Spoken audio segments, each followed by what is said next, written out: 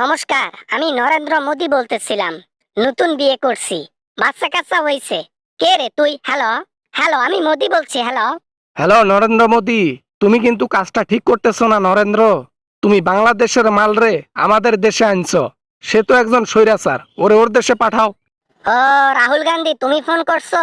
না না না না না না, এটা কখনোই সম্ভব না। হাসিনাকে অলরেডি আমি বিয়ে করে ফেলছি। ও আমার স্ত্রী, ওকে কখনো ছাড়তে পারবো না। বেটা, না হলে তোকে দেশ ছাড়তে হবে।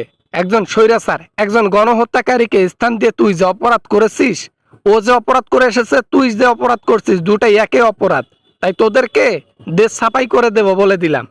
এই দেখ রাহুল গান্ধী, হাসিনাকে নিয়ে কোনো কথা বলবি না বলে দিলাম। হাসিনা আমার জান, হাসিনা আমার প্রাণ। ও আমার জন্য সবকিছু করেছে, দেশ ছেড়ে এসেছে আমার জন্য। দেখ নরেন্দ্র মোদি, ভালো হইতেছে না বলে দিলাম।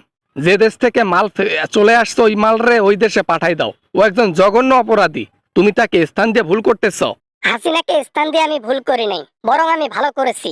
ও আমাকে কত মাংনা মাংনা জিনিস দিয়েছিল, কত মাছ, কত সম্পদ দিয়েছিল, মাংনা মাংনা। হ্যাঁ, দুই নাম্বারই কাজ করছো, দুই নাম্বারই কাজ দুই নাম্বার কাজের মধ্যে রাইখা দাও। এখন যে ওকে তুমি স্থান দিছো, এখন তোমার উপর তো গোয়েন্দাগিরি চলবে দেশের মধ্যে। দেখি হাসিনা আমার এখানে থাকবে, কে কি করতে পারে সেটাই আমি দেখব। হাসিনা এখান থেকে যাবে না। আমাদের একটা সংসার হয়েছে, একটা বাচ্চা হয়েছে, কেমনে আমি ওকে ছাড়বো? ও তোমার মাথায় কাটল ভেঙে খাবে, তুমি টেরও পাবা না। ও একজন আমাদের দেশে এসে আমাদের মাথায় কাটল ভেঙে খেয়ে যাবে হাসিনা। তুমি ওরে চেনো? আমি ওকে ভালো করেই চিনি। রাহুল গান্ধী, তুমি কিন্তু এই যে ভুল করতেছো। কিন্তু তুমি ওরে কেমনে চেনো? তোমার সাথে কখনো চলছে ও? তোমার সাথে কখনো দেখা করছে ও? কেমনে চেনো তারে? ওর মতো একজন জঘন্য ব্যক্তিকে, একজন গণহত্যাকারীকে, ওকে চেনার জন্য বোঝার জন্য মেশা লাগে? খালি গুগলে সার্চ করে দেখো, ওর দুর্নীতি চলে আসবে। তুমি যাই বলো রাহুল গান্ধী, তুমি আমার বিপরীত পার্টির লোক। তুমি তো চাইবা না যে আমার ভালো হোক। শেষ বয়সে এসে একটা বউ পাইছি, সেটাও তোমার কথা শুনে ছাড়বো মনে করছো? কখনোই না। আজকে তোমার কাছে স্থান নিছে, কালকে বলবে আমাকে মন্ত্রিত্ব দাও, তারপর বলবে আমাকে সরকার বানাও। তখন কি করবা? ও তো এই কাজে পারদর্শী, দুর্নীতিতে সেরা। পৃথিবীর মধ্যে সবার কাছে হাসিনা দুর্নীতি করতে পারে, কিন্তু আমার কাছে কখনোই দুর্নীতি করবে না। কারণ ও আমাকে অনেক বেশি ভালোবাসে।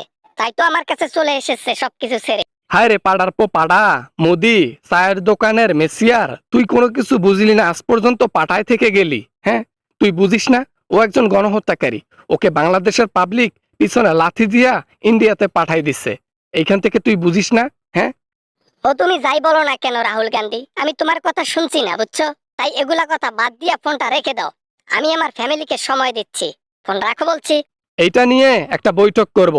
তারপর দেখবো তুমি হাসিনাকে কেমনে এই দেশের মধ্যে রাখো।